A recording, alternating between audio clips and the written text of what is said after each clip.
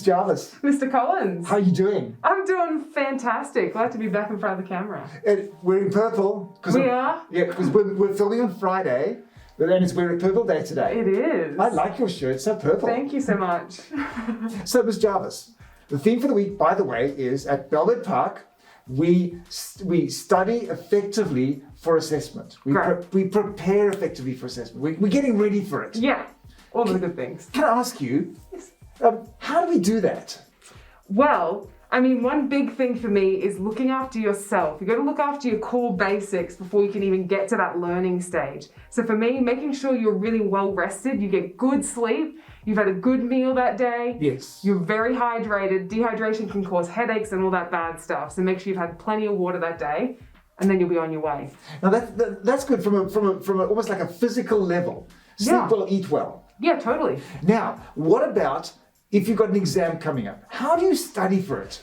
Well, definitely not by cramming everything to the last minute. Yes. Small doses every day Yeah. will help you retain that information a lot better than leaving it all to the last minute in the night before, cramming everything in. Set aside like 30 minutes each day if you know an exam's coming up to re-go over some of those questions or those core curriculum things that you know you're going to be tested on. Yes, and teachers are putting their work on Daymap.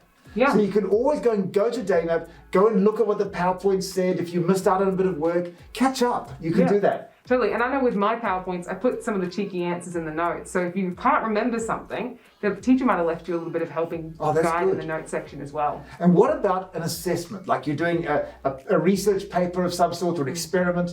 How can you get good grades in that? Keeping ahead of yourself in class. I know it can be really hard some days, you know, when it was raining or there's too much wind, we get a little bit distracted, we get a little bit crazy.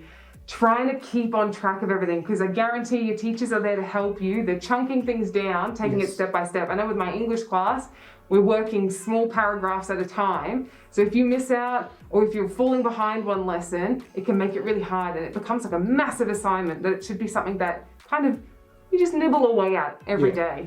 And also good drafts. Yes, get it finished, complete it. Because then you get good feedback. Yeah. And then you can improve your marks. Yeah, you don't want a great introduction and then slowly fall off and have a bad conclusion because you didn't hand that in for the draft time, for sure. Yeah, absolutely. So guess what? What? I went to go speak to some wise people at the school. Oh, my favorite part. People who got good grades. Awesome. And had worked hard, so I've got their advice. So have a listen.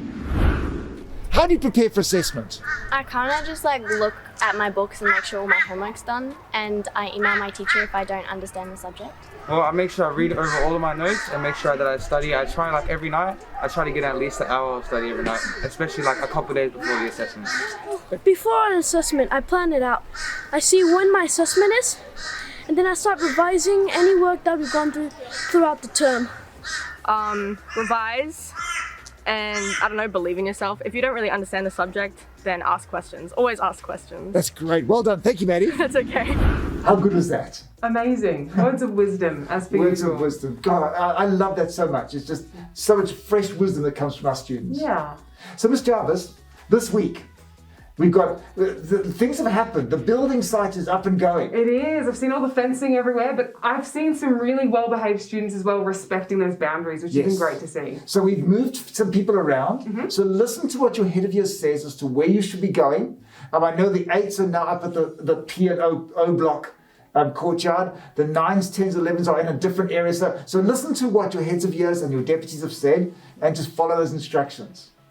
We've also got, did you know, some big things happening, aren't big there? things happening. Firstly, the barbecue. Yes, it's finally happening. Yes, tomorrow. You can cash in today in Pathways class. You can even cash in on the day tomorrow and get your sausage. I have got more tables, more helpers, so it's quicker service. Amazing. So that's on Tuesday. What break is that? First lunch. First lunch. Yes. It's going to be crazy. Then on top of it, we've got Chill Zone happening Fun. Thursday and Friday. Thursday and Friday. Friday. So not Tuesdays anymore? Not Just Tuesday, Thursday and Friday. Thursday and Fridays. Ooh. In second lunch at up at the Performing Arts. Awesome.